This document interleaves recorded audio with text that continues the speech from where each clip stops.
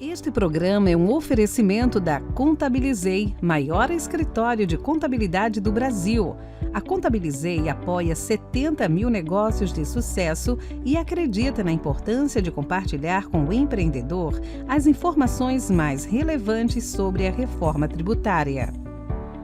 Olá, eu sou Antônio Timóteo, repórter especial da Exame, e essa é mais uma edição do nosso Macro em Pauta especial Reforma Tributária. Nesse episódio, nós vamos receber o deputado Luiz Carlos Rauli, um dos principais expoentes no debate sobre a reforma tributária no país. O deputado Rauli está no Congresso há mais de 30 anos e é um defensor e uma das lideranças brasileiras que mais participou desse debate. Deputado, é um prazer receber o senhor aqui no nosso programa. O prazer é todo meu, Timóteo, a toda a equipe da Exame, e realmente são mais de 3 décadas de luta pela reforma tributária, pelo IVA, né, que eu acabei denominando de IVA 5.0, e finalmente, em 2023, conseguimos aprovar a emenda constitucional, e no ano passado a lei complementar, e agora nós estamos na fase final da última legislação. Ótimo, deputado. Então eu queria que o senhor contasse aqui para a nossa audiência o que significa essa reforma tributária, né? Qual foi esse grande debate enfrentado ao longo desses 30 anos? O senhor sempre advogou por uma mudança do nosso sistema tributário brasileiro. O que era esse sistema tributário brasileiro e quais são as melhorias que chegam para as empresas e para os brasileiros? Bom, como economista e economista tributarista, especialista na área pública, sou um homem de Estado, né, que estudo e trabalho as questões de Estado há mais de 50 anos, eu detectei já há muito tempo, na década de 80, quando eu fui secretário da Fazenda do Paraná, eu tive um convênio com a Secretaria de Fazenda de Berlim, e lá esse convênio era da estruturação tributária no Brasil, do Paraná, com o IVA deles, né? E lá eu aprendi que a nossa estrutura tributária estava completamente equivocada, totalmente errada.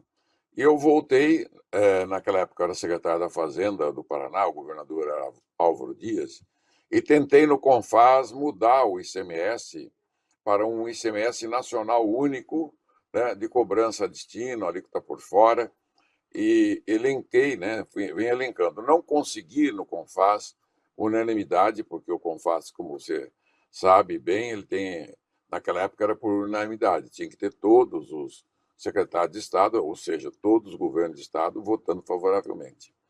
A ideia veio de lá, eu, em 91, cheguei ao Congresso, para o primeiro mandato, já estou no 8º, e comecei, apresentei a primeira PEC de unificação, né, dos impostos de consumo, começando pelo ICMS e ISS.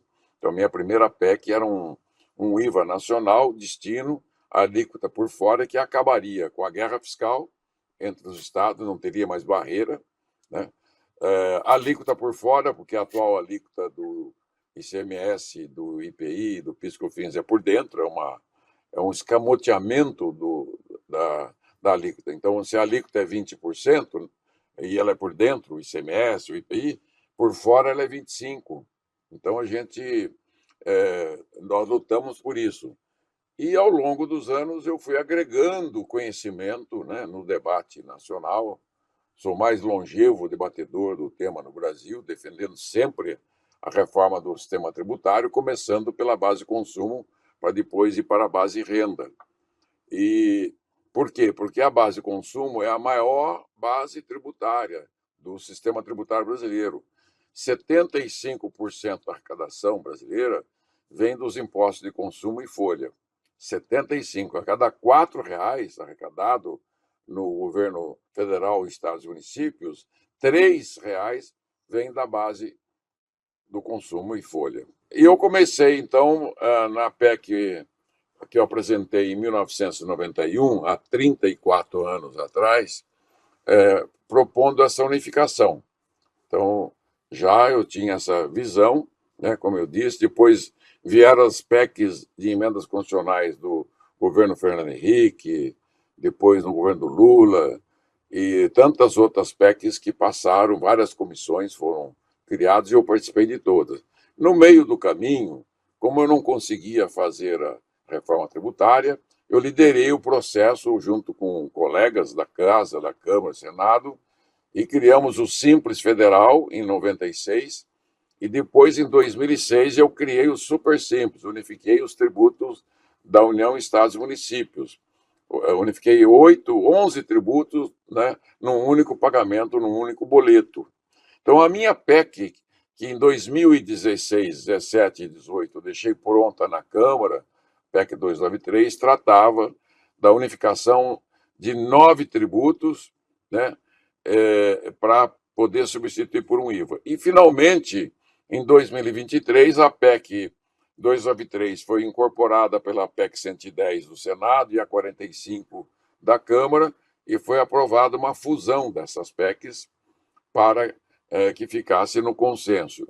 E nessa PEC 293, em 2018, eu agreguei o conceito de tecnologia, conheci o doutor Miguel Aboab, um engenheiro do ITA, né, que já estava trabalhando essa ideia de cobrança eletrônica no ato da liquidação do pagamento da nota fiscal, baseado que o Brasil, na base que o Brasil tem o melhor sistema de nota fiscal eletrônica do mundo. Tanto é verdade que a União Europeia, eles estão agora há 5 anos adotando nota eletrônica e nós já estamos com 20 anos, mais de 20 anos. E o Brasil tem um dos melhores, mais robustos. O sistema que o senhor mencionou é o split payment, né? É o split payment, mas o split payment, eu posso explicar com detalhes, né? É a liquidação do pagamento do imposto no ato da liquidação do pagamento da nota fiscal. Não precisa mais fazer os atos declaratórios que são feitos hoje, né? Como é que são feitos hoje a cobrança do ICMS, do IPI, do PIS/COFINS?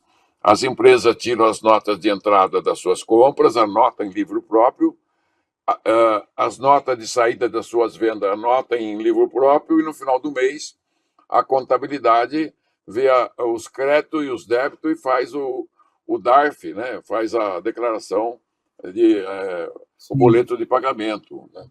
Então, esse modelo nós eliminamos ele com a introdução do modelo Aboab, que é o pagamento automático no ato da liquidação. Passou o cartão, o Pix, qualquer forma de pagamento, o imposto fica retido para cada comprador dos elos da cadeia produtiva.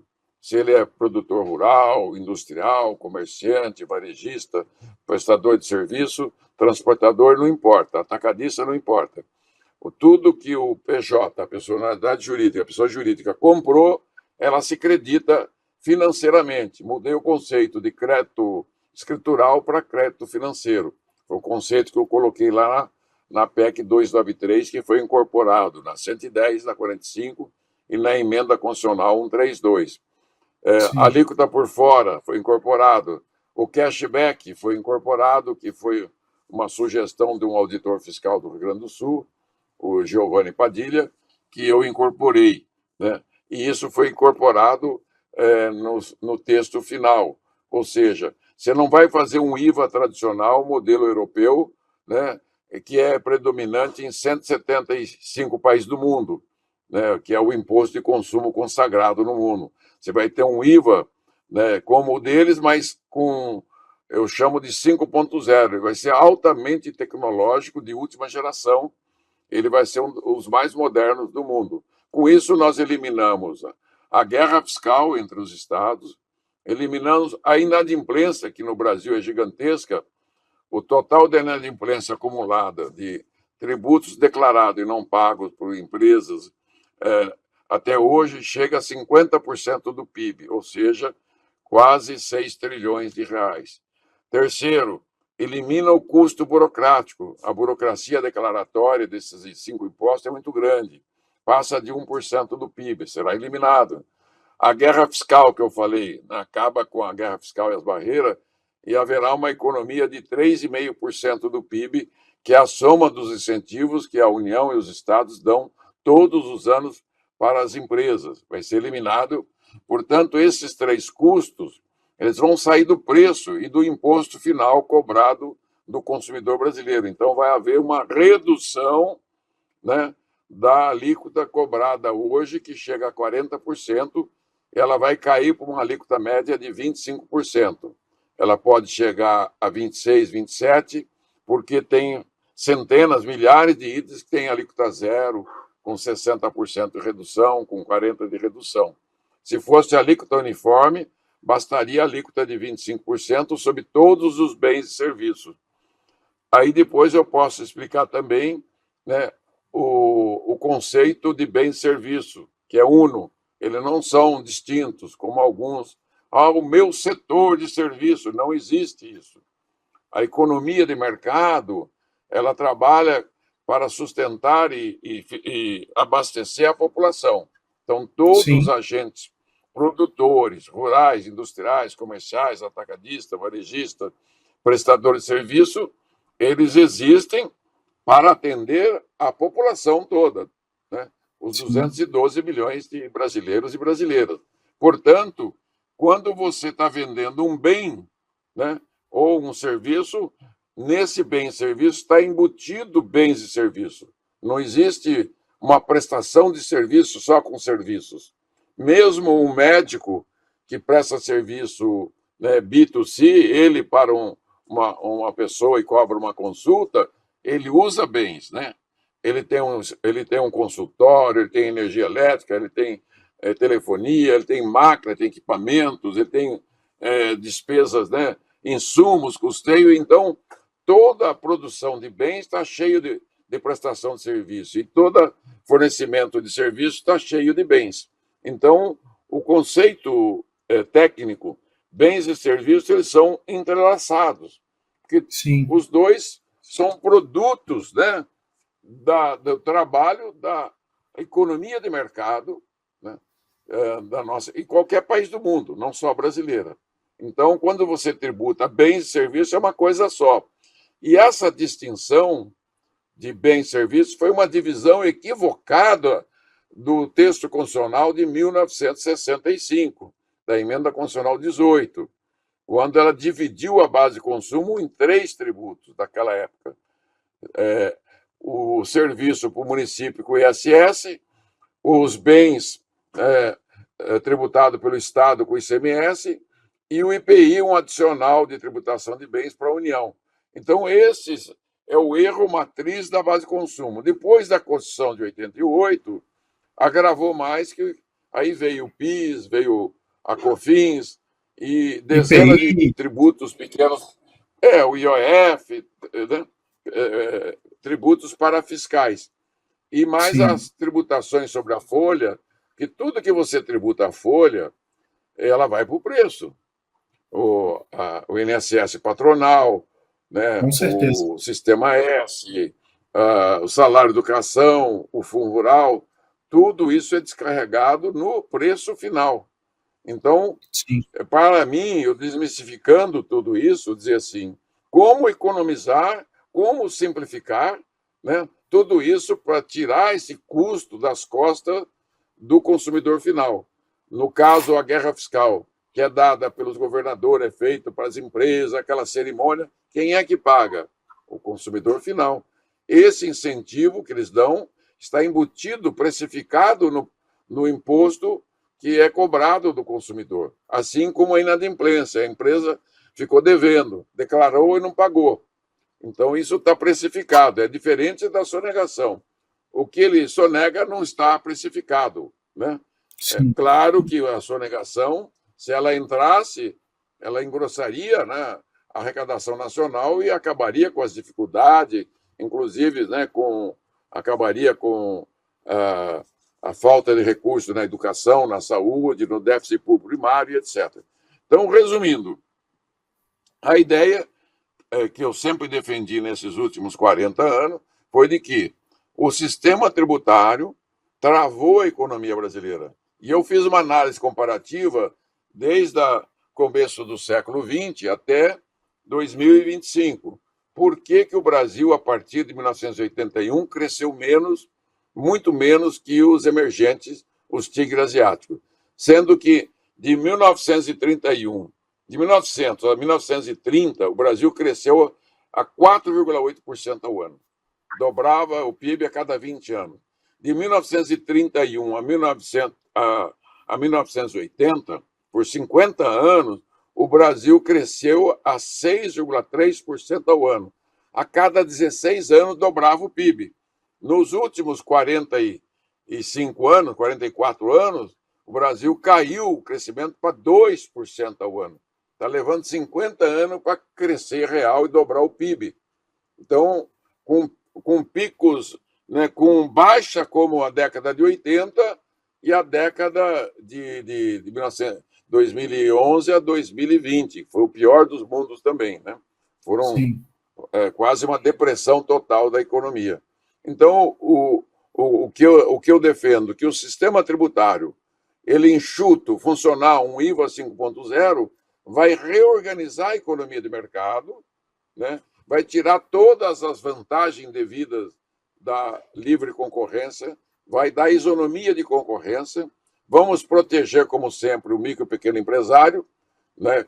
Com uma nova legislação que eu estou elaborando, né? Para ser mais simples do que o super simples que eu fiz em 2006, de o MEI também, mas ela, essencialmente, ela vai ser para destravar a economia brasileira. E os conceitos que estão na Emenda Constitucional 132 são conceitos consagrados pela OCDE, que tanto o grupo do API, a secretaria que ele conduz lá, quanto a nossa equipe do Senado, da Câmara, de consultores, a minha equipe do Strava Brasil, defendemos, unificamos o nosso entendimento. O Eurico Santo, o Nelson Machado, o Bernardo Api e centenas de outros defensores que, ao longo dessa última década, acentuamos e unimos forças para aprovar o que nós aprovamos. Deputado, me fala um pouquinho sobre esse projeto de lei que o senhor está desenhando para as pequenas empresas, porque elas têm dito que elas, representantes dos pequenos negócios têm dito que a reforma tributária ela pode trazer aí uma perda de competitividade, né? Primeiro, do ponto de vista de fluxo de caixa, com split payment, isso pode afetar o caixa, e com o fato delas não gerarem créditos e débitos ali, você pode perder competitividade, né?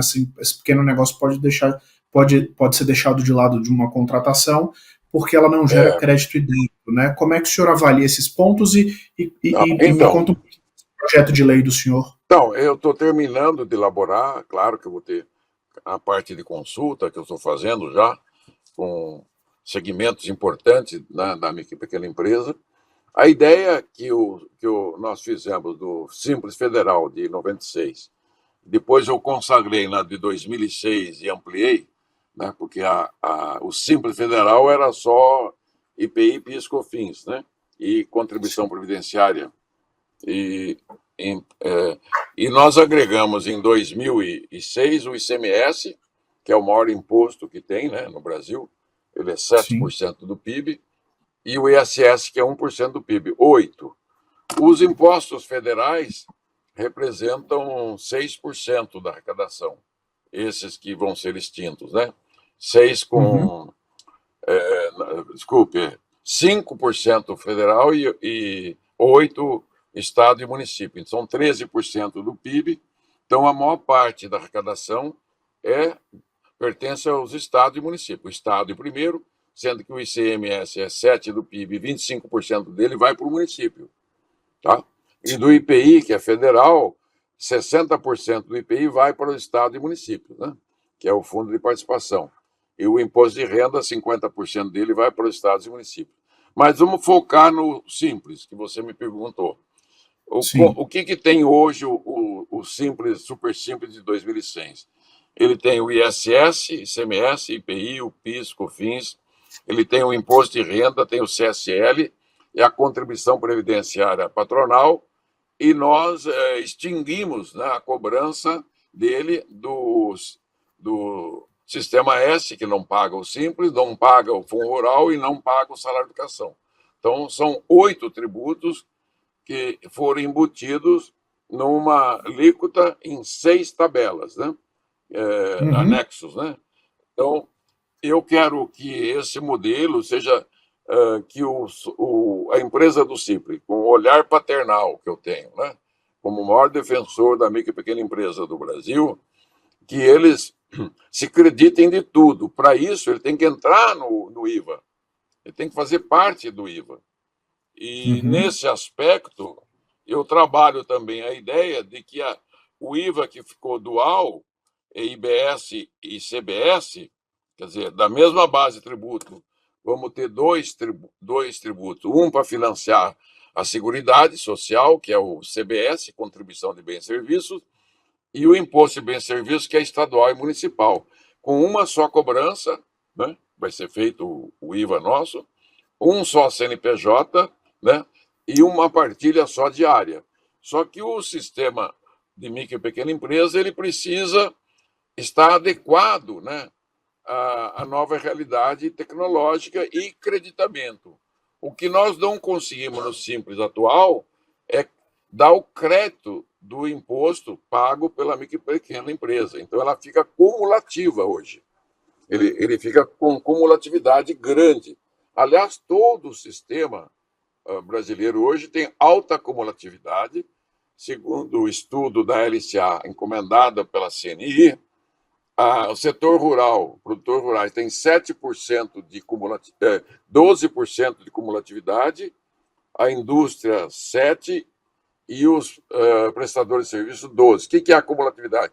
São tributos que aquele CNPJ pagou e não recebeu de volta, porque o IVA ele é mais do que um imposto, ele é uma regra de negócio.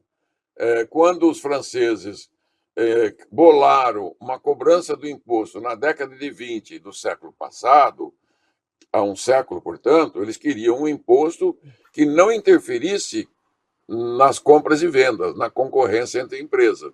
Foi aí que surge o imposto de valor agregado, acrescido, adicionado, neutro. O que é a neutralidade?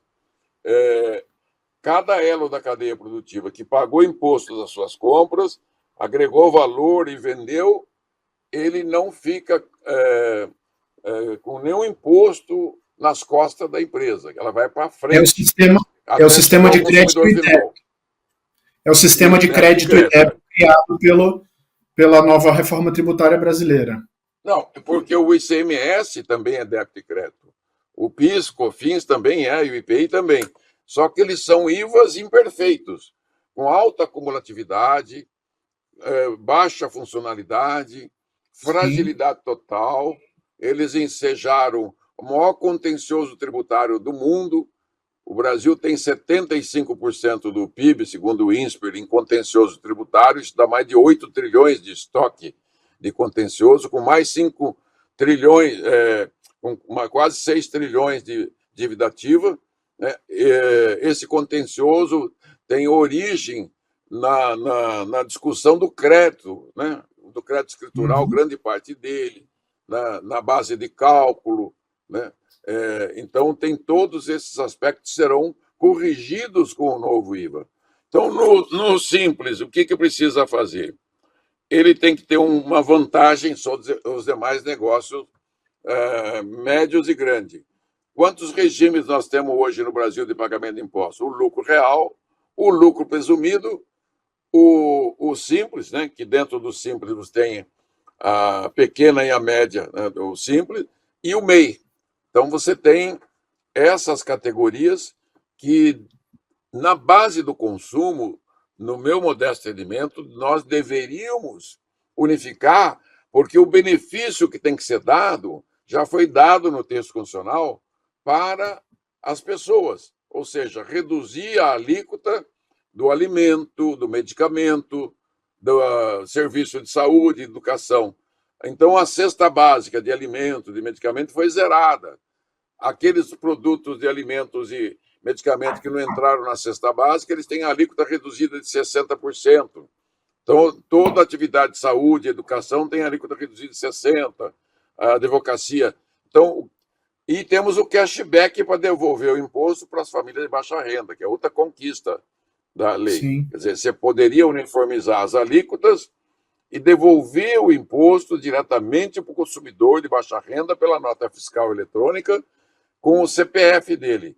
Então, como é que o nosso projeto vai diminuir muito a sonegação? Através das compras com CPF e CNPJ. As empresas, né, serão já são obrigados a comprar com suas compras, suas vendas com nota fiscal, com seu CNPJ, e as famílias, grande parte, já compra com o seu CPF.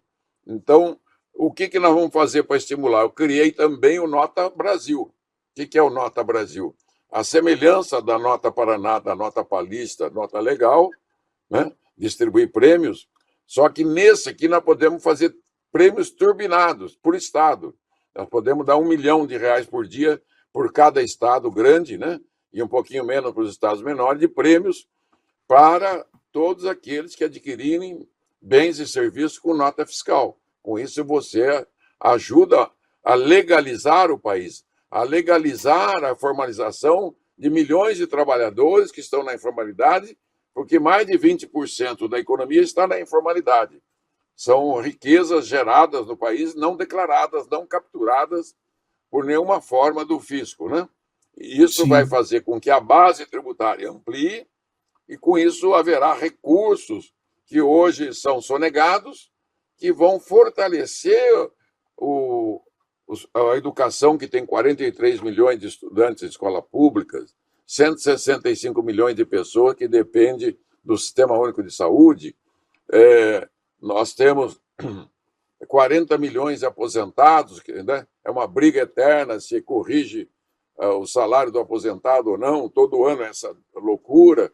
Nós temos aí, né, 1 milhão de funcionários da segurança pública, do município, do Estado, da União, Forças Armadas. Então, você tem toda uma estrutura de devolução para a família, 25 milhões de famílias com os programas sociais, entre bolsas, BPC e outros. Então, você tem que ter ciência de que essa arrecadação nacional hoje está engessada nas vinculações. Daqui a pouco não vai precisar nem de governador nem de presidente, é só cumprir o que tem de percentuais para a educação, que é 25% dos municípios estado da educação, 18% para a União, 15% para a saúde, que na verdade gasta 30%. Então, nós temos que focar que se o Brasil quiser voltar a crescer, o primeiro passo foi dado, que é o IVA. Então, o Simples, eu quero que essa micro e pequena empresa, a contribuição dele fique só com o imposto de renda CSL, e incluir no CBS até a contribuição previdenciária. Por quê? É um ônus a menos, e com crédito, entendeu? Que cada micro e pequena empresa se credite de todas as suas compras, de tudo que ele comprou, ele acredita de tudo. Na hora que ele vendeu para o consumidor final ou por um PJ, ele recebe de volta aquele imposto dele. Com isso, todos os elos da cadeia produtiva ficam neutros. E ali, no fim, o consumidor brasileiro, digamos lá, 70 milhões de famílias, 80 milhões de famílias, vão pagar menos imposto, né? Porque deixarão de pagar a inadimplência, a guerra fiscal, o custo burocrático e etc. Então, de uma visão completa, o que vai acontecer isso com a economia? Você vai ter R$500 bilhão por ano, né, no bolso dos consumidores, aumentando o consumo interno. Então, é um efeito, é um círculo virtuoso de renda-consumo. Além de crescer para o exterior, que o Brasil está crescendo e vai continuar crescendo para alimentar o mundo, se hoje nós já alimentamos mais de 1 bilhão de pessoas no mundo, o Brasil é o único grande país do mundo que pode dobrar, atender até 2 bilhões de pessoas nos anos vindouros, porque ele tem terras abundantes sem derrubar uma árvore, utilizando as áreas degradadas e áreas de pastagem. Então, o que nós estamos dando início, e essa visão que o governo não tem. Ele apoiou a reforma como se fosse uma reforma da cozinha, da casa, né? Ele não tem ideia que ele reformou o coração da economia brasileira. É isso que eu venho dizendo. Qual que é o erro do governo com relação aos auditores fiscais que estão em greve porque ele não repõe a inflação dos anos passados? Que é uma coisa simples, né? Repor a inflação. Eles estão desde novembro em protesto até agora, 6 meses. Então, o governo não tem essa visão, né, de que é o Estado, do que é a máquina pública. Qual é o coração da máquina pública? É o sistema tributário e a arrecadação. Se ela vai mal, o governo vai mal e ele contamina a economia real. O sim. governo não é para contaminar, né? Agora, deputado, a gente está caminhando para o fim da nossa entrevista. Eu queria entender do senhor como é que o senhor vê os próximos passos agora da reforma. Quando é que a gente vai começar a ver a reforma de fato no dia a dia das pessoas, das famílias? E queria entender do senhor como é que o senhor avalia essa transição que foi criada. Ela é muito longa, tinha que ser menor ou não? Qual a opinião do senhor? Muito longa. Estou trabalhando, vou produzir uma PEC agora para antecipar a vigência do ICMS e ISS para 2027.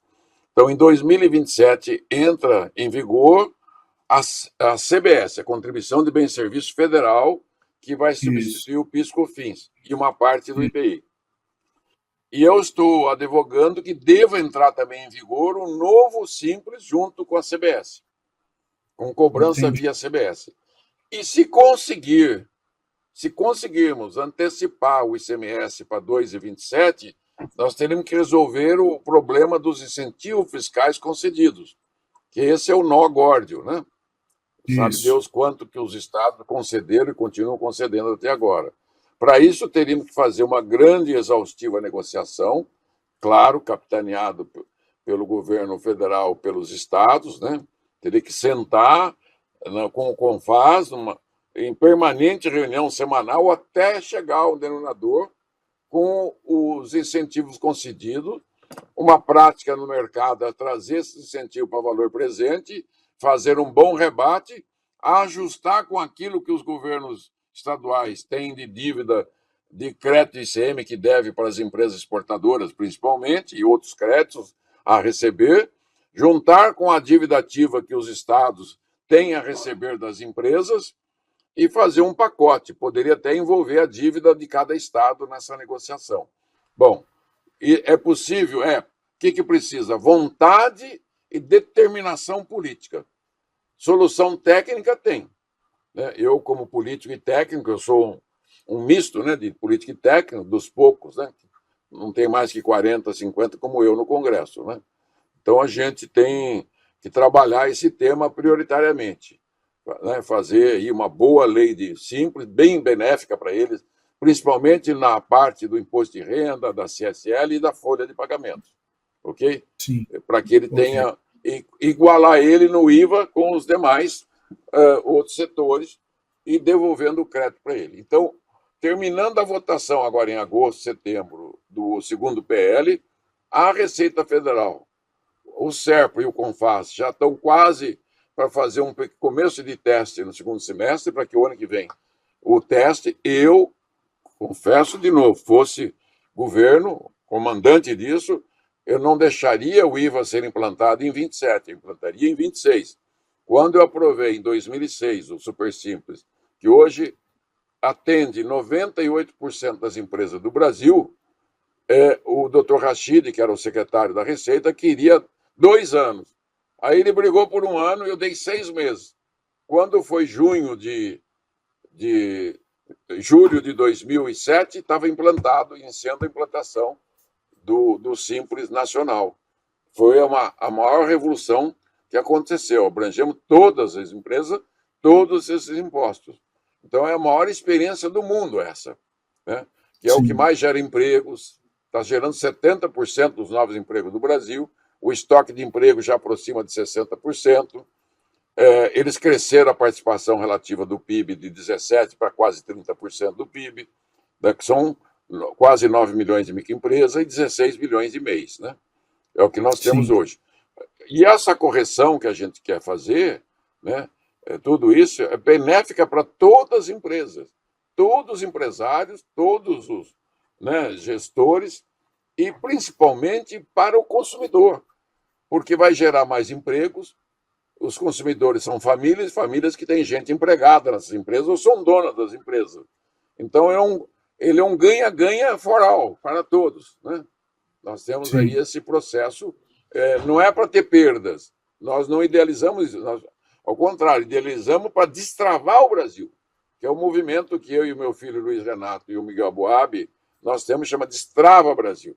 E esse é um dos pontos. A segunda meta agora, enquanto o governo está trabalhando em imposto de renda com muito medo de cobrar, né, imposto de renda, porque o Brasil é o país que menos cobra imposto de renda no mundo, dos grandes países, só 21% da arrecadação nacional é imposto de renda, nos Estados Unidos é 50%. Né? Na OCDE é 35%, a média dos países da OCDE. Então, ele não tem coragem, ele está fazendo um ajuste no próprio imposto de renda. Ele quer diminuir o imposto de renda da base para levar para cima. Está correto. E vou votar a favor. Mas está longe de ser uma reforma do imposto de renda, da base de renda. Sim. É uma base que é a mais cobrada no mundo. Né? Nos Estados Unidos, 50% vem do imposto de renda, 10% do patrimônio, 60% contra 40% do consumo e folha. O nosso folha e consumo é 75%. A OCDE é 60%. Então, a carga tributária embutida nos preços americanos são bem menores. Né? São mais de 100 e poucos por cento menor que a do Brasil. Né? Quase 100%, né? Menor. Então, voltando, a prioridade agora é o teste do modelo de cobrança, do split, né? Que vai ser... O que é o split, para terminar? Cada compra feita pelo consumidor brasileiro, né, ou entre pessoas jurídicas, tudo que ele comprar, a hora que ele pagou essa compra, o imposto ele é retido no sistema e gera um crédito financeiro para esse CNPJ, para esse número, fica nas nuvens depositado para ele. Sim. Ele fez lá 100 compras, 200 compras, ficou lá acumulado. Na medida que ele vai vendendo, agregando valor e vendendo, ele vai recebendo de volta esse crédito. E o elo seguinte da cadeia, que compra, que paga, fica depositado para o outro, até chegar ao consumidor final. Quando chegou ao consumidor final, esse imposto está líquido, pronto para fazer a partilha no dia seguinte para a União, Estados e Municípios de forma automática. Então, será tudo automatizado. O que é o split? O split é uma divisão. Quando o dinheiro entra, ele vai ser dividido, né, inicialmente no crédito da própria empresa, e lá na ponta ele splita, que ele vai uma parte dele para a União, para o Estado e para o município. E para os fundos também, né? Tem lá o Fundo de Equalização de Perda e o Fundo de Desenvolvimento Regional. Ótimo. Deputado, eu quero agradecer o Fui secretário 2 vezes também do Paraná. 2 vezes também, foi secretário de Fazenda 2 vezes, mas hoje é deputado federal, uma das principais vozes nesse debate da reforma tributária. 8 mandatos hoje. 8 mandatos, olha aí, uma vida inteira dedicada à causa tributária para melhorar o sistema tributário desse país. Obrigado pela atenção do senhor, é sempre um prazer recebê-lo na Exame, já está convidado para voltar, e obrigado a você que nos acompanhou até este momento. Continue nos prestigiando com a sua audiência qualificada e até a próxima.